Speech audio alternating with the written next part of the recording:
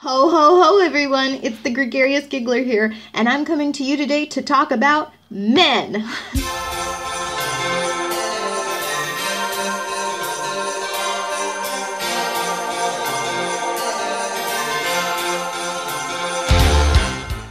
Since it's Christmas, I wanted to talk to you about my top 5 favorite Christmas movies and why they would never have been successful, be enjoyable to watch, or make any biological sense if the protagonists had been women. The feminists are just gonna love this vlog. Spoiler alert, folks. Proceed with caution.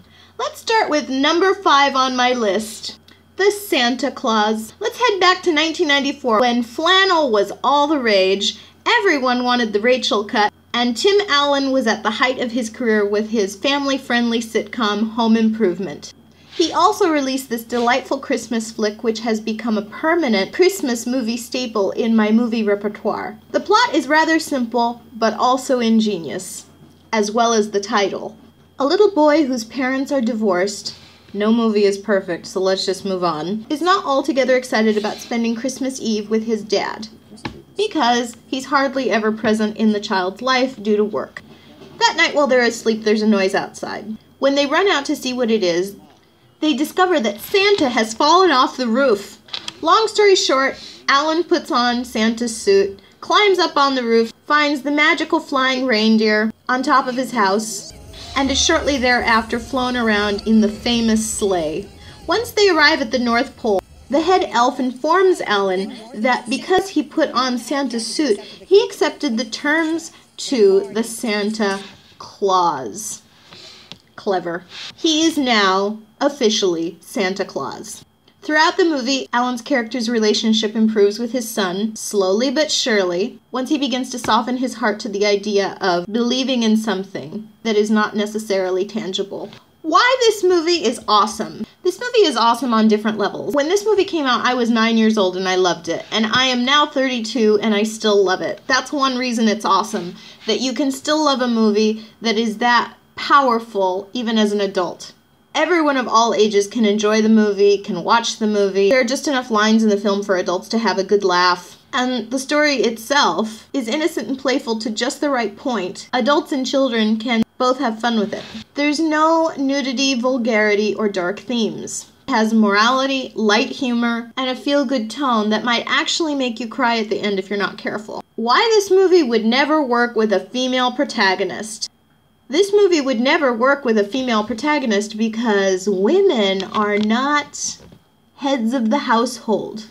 Women, no matter what the transgender community suggests, can never be fathers. The idea behind this story is that it's a relationship between a father and son. First and foremost, it's about the father coming to terms with his emotional neglectfulness of his child. And secondly, allowing the child to follow in his father's footsteps, idealizing his father and wanting to mimic him. In this case, he wants to grow up to be Santa.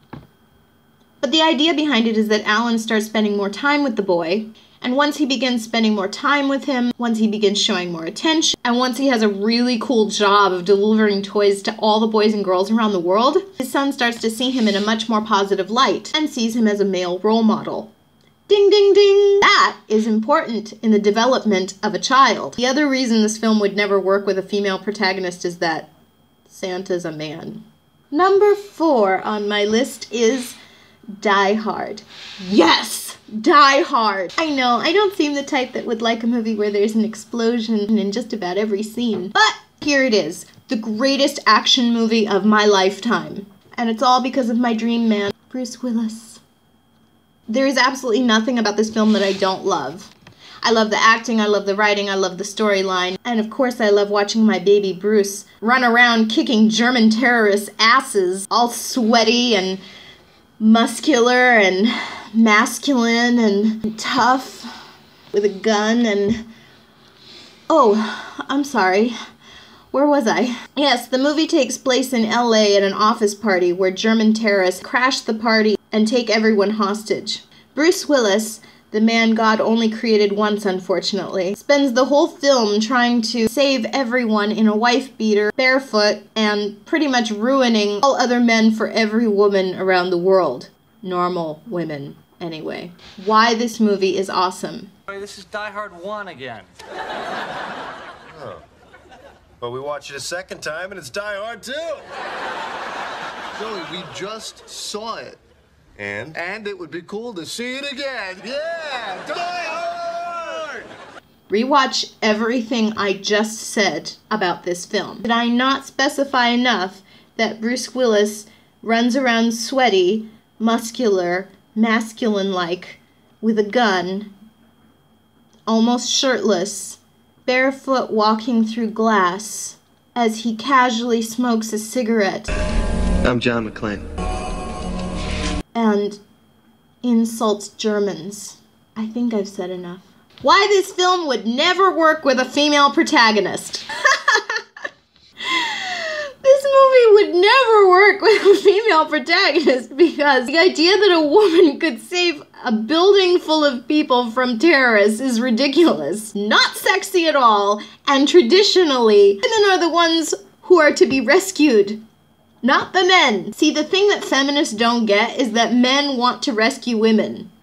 Makes them feel like men. And generally speaking, women want to be rescued by men. Makes us feel like women. Because of this film, I want to seek out German terrorists and have them kidnap me so that I can be rescued by a John McClane doppelganger.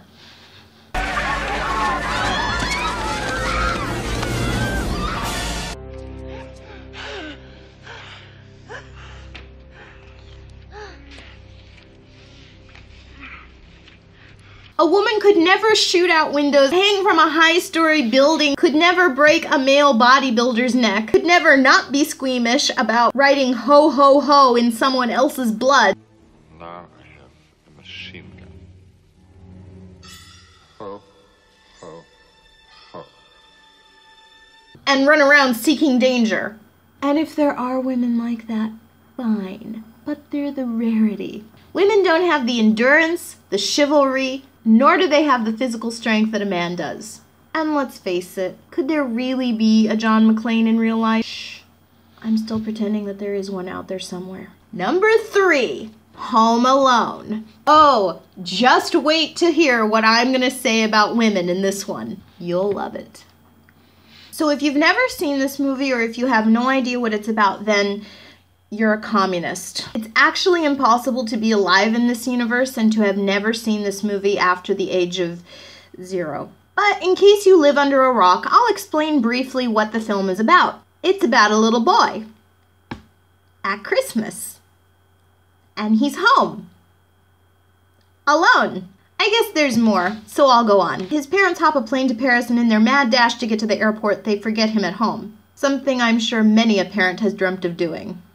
In any case, the phones are down due to a storm. Yes, I know, this film would never work today because of cell phones. Everyone in the neighborhood is conveniently out of town, and 2 imbecilic burglars are out to rob this kid's home. At the offset of the film, the child is relatively scared to be by himself, and throughout the course of the story, he continues to get braver and braver on his own, figuring out how to maintain the household by grocery shopping, doing the laundry, chores that are not just designated for women. And by the end of the movie, defends his home in a John McClane-esque fashion against the intruders. Why this movie is awesome. First of all, it really truly is a classic. There are few movies that have superseded its popularity, its box office success, its family-oriented presence, and its iconic cultural legacy that it's left us all with. Everyone knows the famous aftershave scene. I can't seem to find my toothbrush, so I'll pick one up when I go out today. Other than that, I'm in good shape. All of us love the realization of the mom on the airplane. Kevin!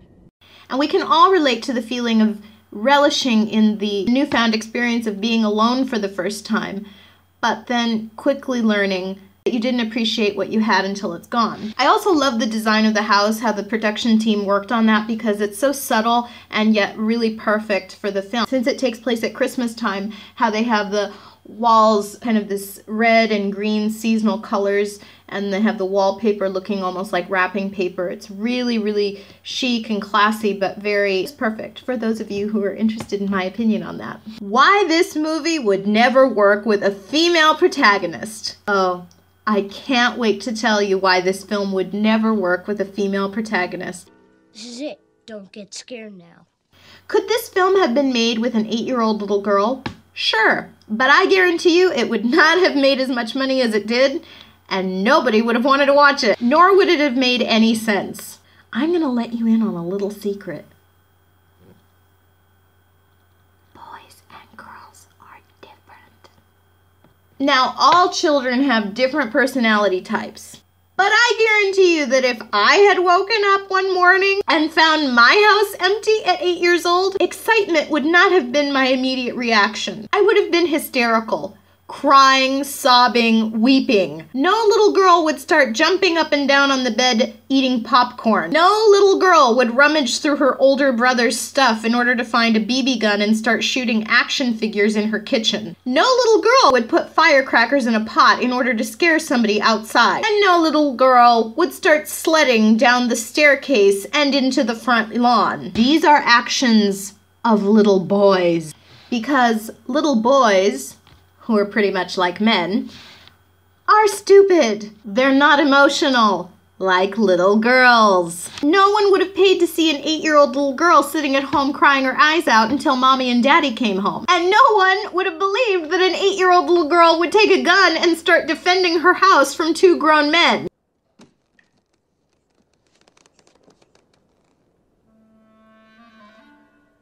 Hello. Plus, no little boy would want to watch that movie. And no little girl would be terribly interested either. Because little boys that age don't like girls. And little girls that age only like boys. But here's the real reason this movie works so beautifully. Works so beautifully with a male protagonist.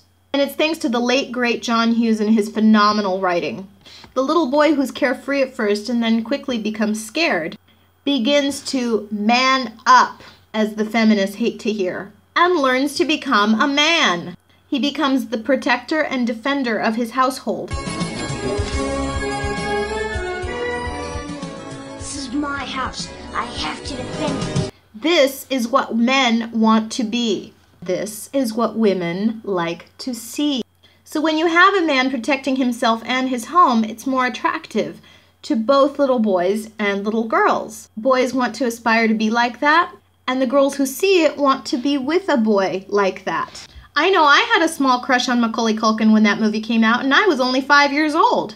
And Culkin was not exactly John McClane, but I was a little girl. And without having to psychologically think it through, as a little girl I knew that I liked Culkin because he was cute. He would defend whoever and whatever he needed to do. That is why this movie works so well as it does, and it would suck eggs if a little girl had been cast in the lead role. Number 2, The Ref.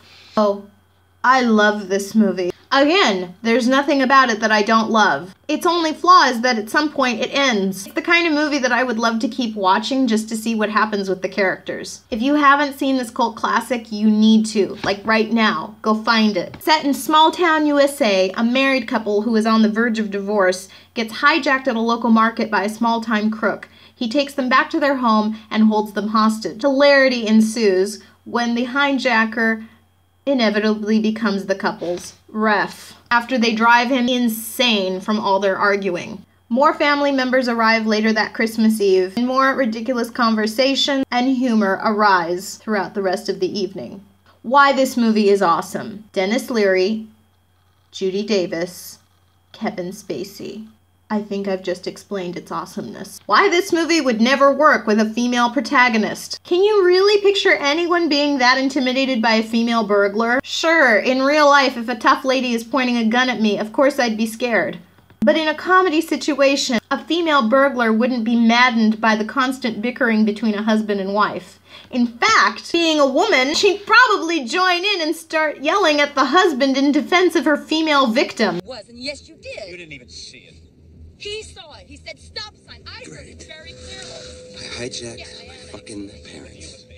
No, the movie would never work. Also, once the couple's delinquent son arrives home from military school, he's infatuated with the idea of becoming a prodigy of the male criminal.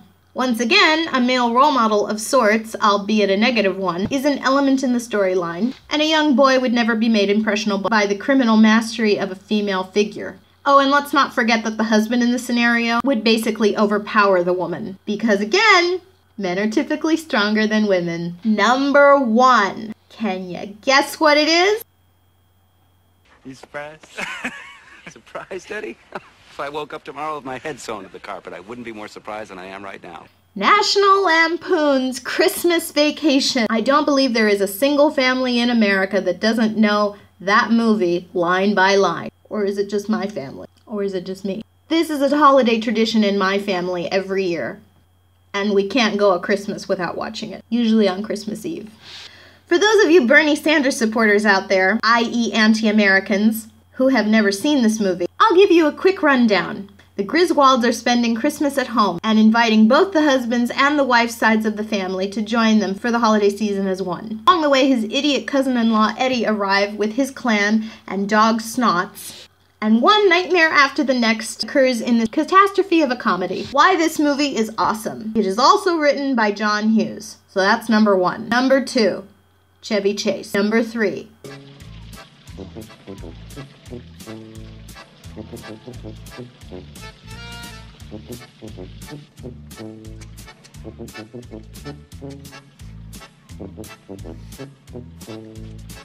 Merry Christmas!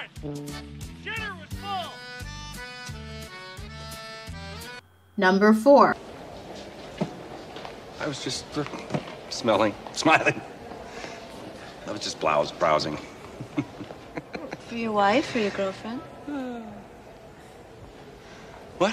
What happened? Number 5. Christmas. Merry Christmas. Kiss my ass. Kiss his ass. Kiss your ass.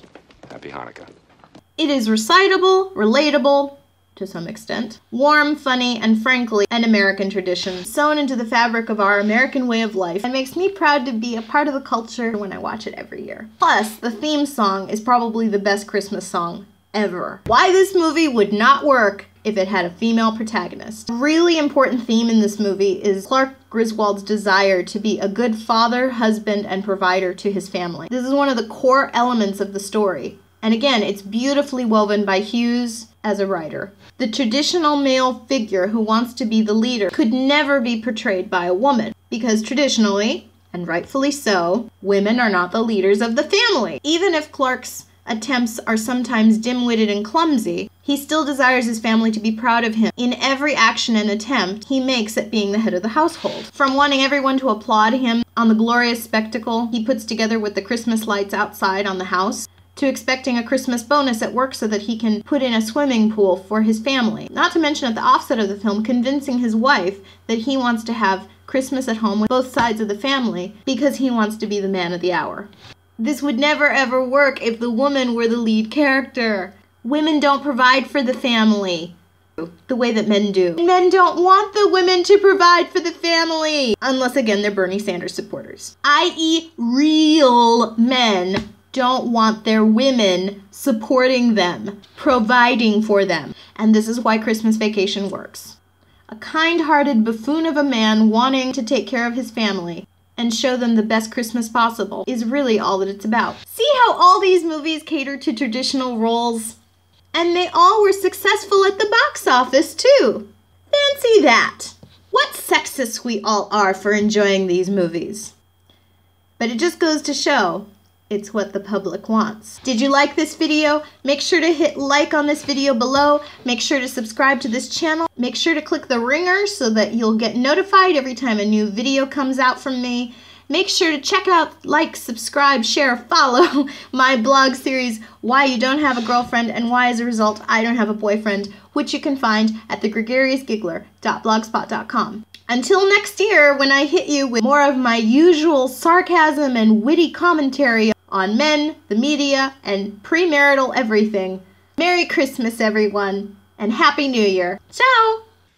And I want to look him straight in the eye, and I want to tell him what a cheap, lying, no good, rotten, four-flushing, low-life, snake-licking, dirt-eating, inbred, overstuffed, ignorant, blood-sucking, dog-kissing, brainless, dickless, hopeless, heartless, fat-ass, bug-eyed, stiff-legged, spotty-lipped, worm-headed sack of monkey shit he is! Hallelujah! Holy shit! Where's the Tylenol? It's that time. Christmas time is here. Everybody knows there's not a better time of year. Hear that sleigh. Santa's on his way.